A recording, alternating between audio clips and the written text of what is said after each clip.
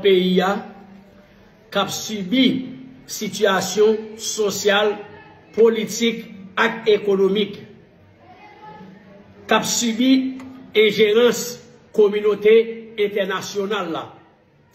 M'a salué 3 à 4 millions haïtiens qui vivent dans la diaspora, spécialement haïtiens qui vivent en République dominicaine avec Silayo qui vivent aux États-Unis. M'a profité jeudi lundi 2 juin 2025 là. Ça fait exactement un mois depuis l'administration Donald Trump a décidé pour y mettre vivre ensemble comme organisation terroriste. M'a profité de date ça aujourd'hui pour me rejeter deux revers de main. Pour me rejeter avec fracas décision ça que l'administration Trump prend pour lui mettre vivre ensemble comme organisation terroriste. M'a rappelé pour l'administration M. Donald Trump. M'a rappelé pour le secrétaire d'État américain Marco Rubio que nous sommes équipe jeunes garçons, jeunes femmes qui prennent armes pour nous défendre pays nous. Nous sommes équipe jeunes garçons, jeunes femmes qui prennent armes pour nous gommer contre un système raciste, un système apartheid, un système corrompu qui ouais un petit groupe monde de toute richesse pays dans meilleur. M'a rappelé pour monsieur Marco Rubio et l'administration Donald Trump là. Le 6 janvier 2020, un groupe citoyen américain qui prend les armes, qui envahit le Capitole là, parce que ils ont décidé, ils ont estimé que le droit était passé en papier. Peut-être ça, ils ont décidé de faire tendre. Et ils ont tendu, malgré ils ont arrêté, aujourd'hui, le président Donald Trump a fait grâce. Mais ils ont décidé pour faire tendre, pour faire tendre droit. C'est même gens, nous-mêmes, jeunes garçons, jeunes femmes, qui sont haïtiens, nous ne pas commettre aucun crime sur le territoire américain. Nous, pas bail, administration américaine, aucun problème. C'est peut-être ça, nous condamner décision ça, qui décide de mettre vivre ensemble comme organisation terroriste. Bref, nous avons profité pour nous saluer présence un gros poteau garçon, un monde sérieux, un monde honnête, un gros panafricaniste qui est relé Kémy Séba. N'a dit Kémy Séba, bienvenue dans le pays d'Haïti, Lila Kaili, Haïti c'est pour lui et présence li dans le pays fait nous bien en pile. N'a profité pour nous dire monsieur Kémy Séba que nous joignons message d'IA. Message unité à fraternité que l'hypothèse pour nous. On voulait pour M. Kémy Séba connaître que nous-mêmes, c'était toujours discours nous ça. D'ailleurs, c'est devise nous, l'union fait la force. Nous avons toujours voulu unir nous avec peuple ça et que pour nous craser le système qui est là. Mais dommage, système non puissant, système non fort, ils ont utilisé médias locaux et médias internationaux pour détruire l'image nous avec caractère nous. Bien que nous conscients et reconnaissons que dans la bataille nous faisons grand pile erreur qui fait bon côté nous. Nous avons dit que nous jouons le message là. Et c'est là même nous voulons aller. Et c'est là même nous devons aller. Message unité, message fraternité. Mais m'a tout profité de dire M. Kémy Séba.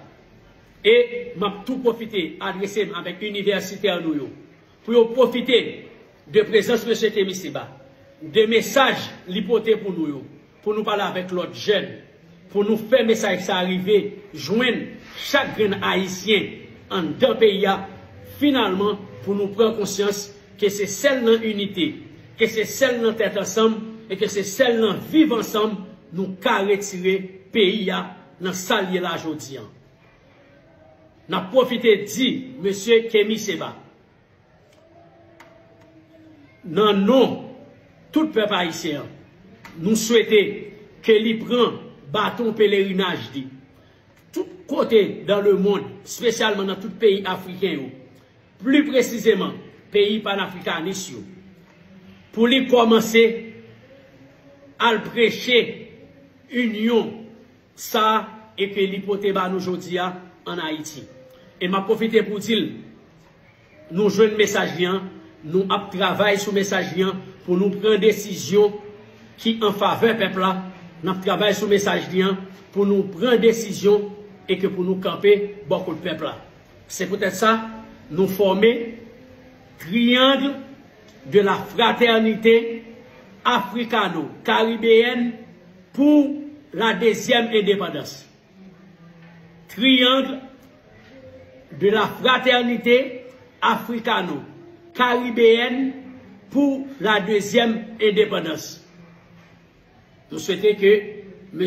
Kémy Séba, Jean Sodian, ou prend bâton pèlerinage, parlez parole unité ça, parlez parole fraternité ça, nous-mêmes, bon côté nous allons faire tout ça nous capables. Nous allons faire tout ça nous connaissons pour nous prendre une décision qui est en faveur peuple ça. Nous pour nous prendre une décision pour nous marcher avec peuple ça. Et c'est une raison pour une bataille nous les petits gens camper. Bataille nous camper parce que nous estimons que des erreurs qui fait qui méritent corriger. Jodi a faut nous redéfinir bataille là et que pour monde qui semble nous et que pour peuple qui semble nous suspendre souffrir enfin pour nous mettre tête nous ensemble pour nous craser ce système ça. Encore une fois, merci pour présence, bienvenue et que 15 ancêtres nous bénis présence dans le pays d'Haïti. Nous allons rendre au public d'ici quelques jours leurs propositions par rapport à l'appel que j'ai lancé. J'ai dit aux chefs de gang qu'ils devaient baisser les armes contre le peuple.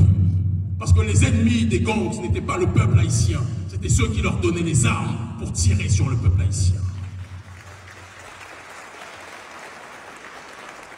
Vous allez être surpris d'apprendre d'ici quelques jours que des chefs de gang parmi les plus puissants ont compris le message que nous avons lancé et sont prêts à cesser de pointer les armes sur le peuple et de s'organiser comme une force citoyenne pour résister contre le système néocolonial en tant que tel.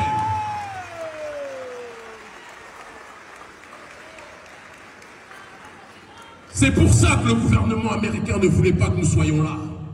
C'est pour ça que le gouvernement français ne voulait pas que nous soyons là. Parce qu'ils veulent faire croire au peuple noir que l'ennemi du noir, c'est le noir en tant que tel. Mais quand le noir finit par comprendre que celui qui est en face de lui est son frère, quand il finit par comprendre que celle qui est en face de lui, ce n'est pas une personne à attaquer, à agresser, à violer, mais une sœur et une femme à protéger, la dynamique finit par changer. Si le prolétariat haïtien et les gangs comprennent qu'ils ont un ennemi en commun, comment pensez-vous que ceux qui sont en train d'occuper le pays, comment pensez-vous que ceux qui sont en train de coloniser les esprits vont fonctionner? Ils vont tous faire leurs valises et ils vont rentrer à Washington, à Paris, au Canada et ailleurs, parce qu'ils sauront qu'ils sont identifiés comme les forces déstabilisatrices du pays.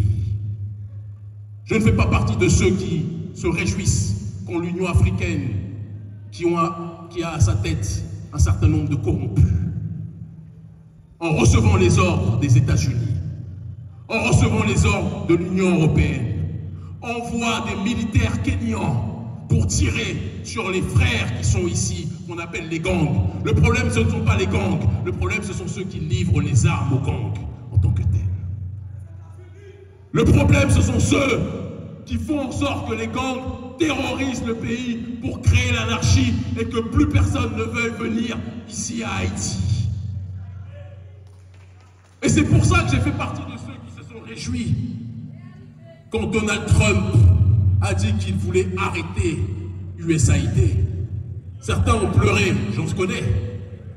Certains se sont dit, oh, on n'aura plus nos financements, j'en connais. Mais il faut que notre peuple apprenne à vivre sans l'aide de ceux qui veulent nous voir noyer.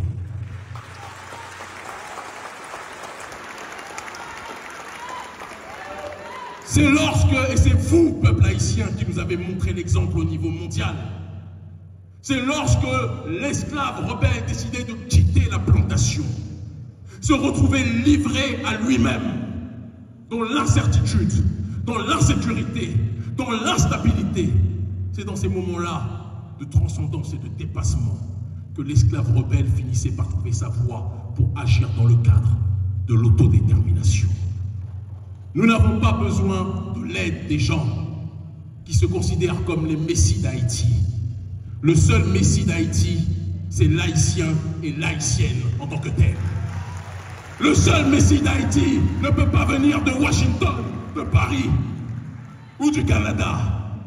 Le seul messie d'Haïti, c'est l'homme haïtien, la femme haïtienne, le jeune haïtien, la jeune haïtienne, la jeunesse prolétaire, la jeunesse universitaire, tous ceux qui sont sur ce sol, qui sont dans la diaspora et qui comprennent qu'ils ne peuvent respirer chaque jour sans penser à comment faire pour relever Haïti.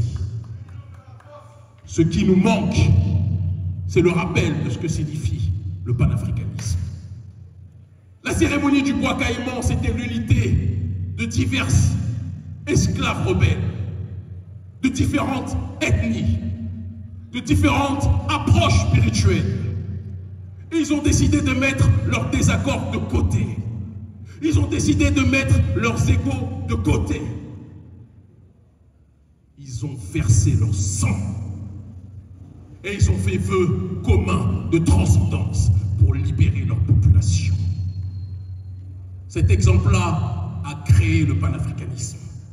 Cet exemple-là est la matrice politique, idéologique, culturelle du panafricanisme qui signifie l'unité des diverses formes d'africanité dans le but d'obtenir une collective souveraineté. Il n'y aurait pas de révolution haïtienne à travers cette cérémonie du bois caïman, il n'y aurait pas eu la révolution panafricaniste. Il n'y aurait pas eu de Marcus Garvey, il n'y aurait pas eu de Malcolm X, il n'y aurait pas eu de Kwame Nkrumah, il n'y aurait pas eu de Thomas Sankara, il n'y aurait pas d'Ibrahim Traoré aujourd'hui s'il n'y avait pas la démarche de révolution haïtienne en tant que telle. Mais comment pouvez-vous inspirer le reste de l'humanité noire et ne pas comprendre que si vous êtes les inspirateurs, vous devez réactiver cette pensée en vous-même? Vous n'avez même pas besoin de Kémy Séba. Vous n'avez même pas besoin d'urgence panafricaniste. C'est nous qui avons besoin de vous. C'est le monde noir qui a besoin d'Haïti. C'est le monde noir qui a besoin de votre réveil. C'est le monde noir qui a besoin de votre résurrection.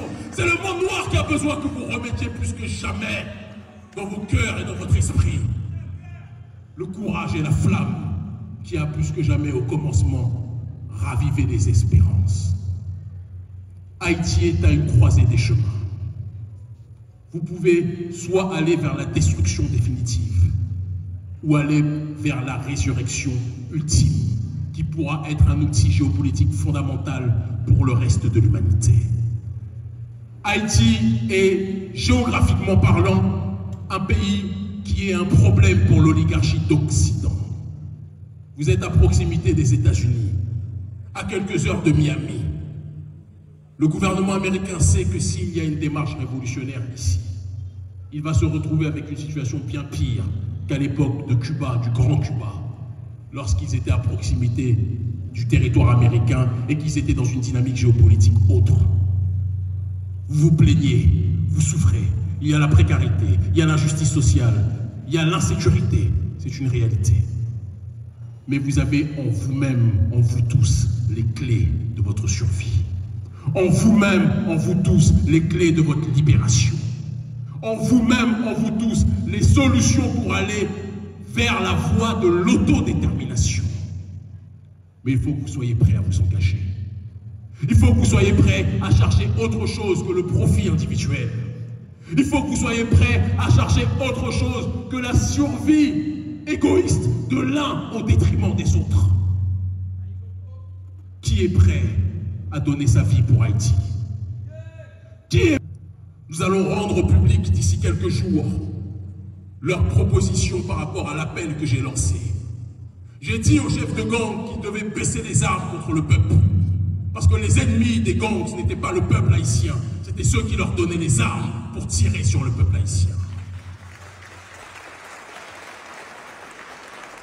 Vous allez être surpris d'apprendre d'ici quelques jours que des chefs de gang parmi les plus puissants ont compris le message que nous avons lancé et sont prêts à cesser de pointer les armes sur le peuple et de s'organiser comme une force citoyenne pour résister contre le système néocolonial.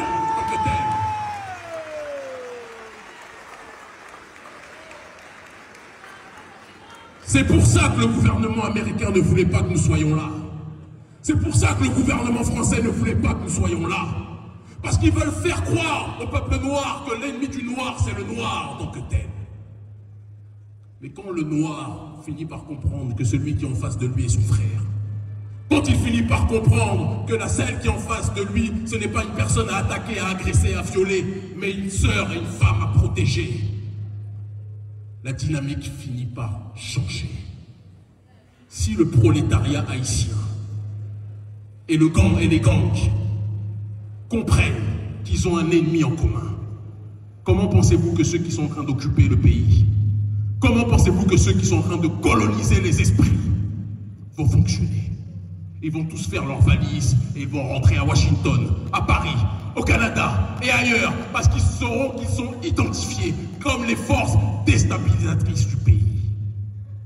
Je ne fais pas partie de ceux qui se réjouissent quand l'Union africaine, qui a à sa tête un certain nombre de corrompus, en recevant les ordres des États-Unis, en recevant les ordres de l'Union européenne, envoie des militaires kenyans pour tirer sur les frères qui sont ici, qu'on appelle les gangs. Le problème, ce ne sont pas les gangs. Le problème, ce sont ceux qui livrent les armes aux gangs en tant que tels. Le problème, ce sont ceux qui font en sorte que les gangs terrorisent le pays pour créer l'anarchie et que plus personne ne veuille venir ici à Haïti. Et c'est pour ça que j'ai fait partie de ceux qui se sont réjouis quand Donald Trump a dit qu'il voulait arrêter USAID. Certains ont pleuré, j'en connais. Certains se sont dit « Oh, on n'aura plus nos financements », j'en connais. Mais il faut que notre peuple apprenne à vivre sans l'aide de ceux qui veulent nous voir noyer.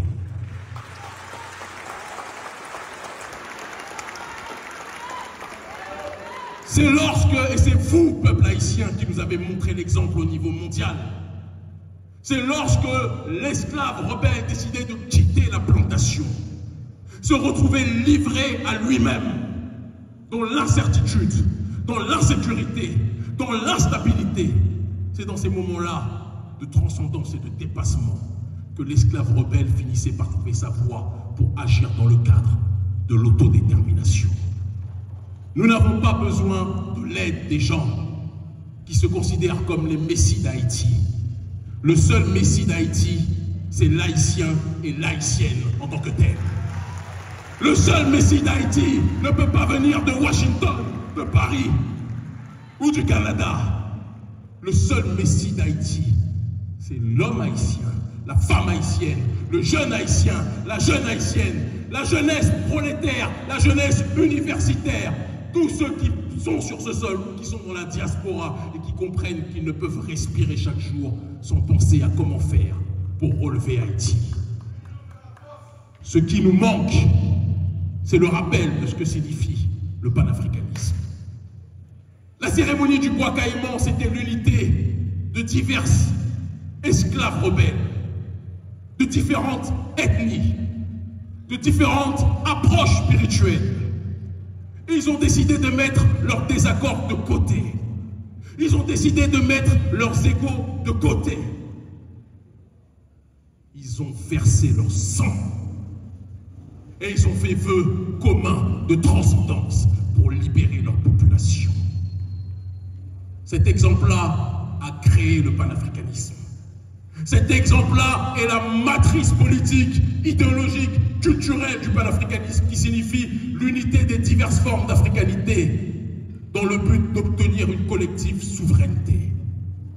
Il n'y aurait pas de révolution haïtienne à travers cette cérémonie du bois caïman, il n'y aurait pas eu la révolution panafricaniste. Il n'y aurait pas eu de Marcus Garvey, il n'y aurait pas eu de Malcolm X, il n'y aurait pas eu de Kwame Nkrumah, il n'y aurait pas eu de Thomas Sankara, il n'y aurait pas d'Ibrahim Traoré aujourd'hui s'il n'y avait pas la démarche de révolution haïtienne en tant que telle.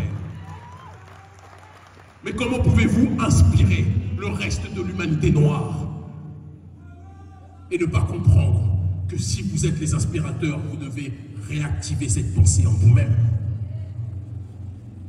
Vous n'avez même pas besoin de Kémy Séba. Vous n'avez même pas besoin d'urgence panafricaniste. C'est nous qui avons besoin de vous. C'est le monde noir qui a besoin d'Haïti. C'est le monde noir qui a besoin de votre réveil. C'est le monde noir qui a besoin de votre résurrection. C'est le monde noir qui a besoin que vous remettiez plus que jamais dans vos cœurs et dans votre esprit le courage et la flamme qui a plus que jamais au commencement ravivé les espérances. Haïti est à une croisée des chemins. Vous pouvez soit aller vers la destruction définitive ou aller vers la résurrection ultime qui pourra être un outil géopolitique fondamental pour le reste de l'humanité. Haïti est, géographiquement parlant, un pays qui est un problème pour l'oligarchie d'Occident. Vous êtes à proximité des États-Unis, à quelques heures de Miami. Le gouvernement américain sait que s'il y a une démarche révolutionnaire ici, il va se retrouver avec une situation bien pire qu'à l'époque de Cuba, du Grand Cuba, lorsqu'ils étaient à proximité du territoire américain et qu'ils étaient dans une dynamique géopolitique autre. Vous vous plaignez, vous souffrez, il y a la précarité, il y a l'injustice sociale, il y a l'insécurité, c'est une réalité. Mais vous avez en vous-même, en vous tous, les clés de votre survie. En vous-même, en vous tous, les clés de votre libération. En vous-même, en vous tous, les solutions pour aller vers la voie de l'autodétermination. Mais il faut que vous soyez prêts à vous engager. Il faut que vous soyez prêts à chercher autre chose que le profit individuel. Il faut que vous soyez prêts à chercher autre chose que la survie égoïste de l'un au détriment des autres. Qui est prêt à donner sa vie pour Haïti? Qui est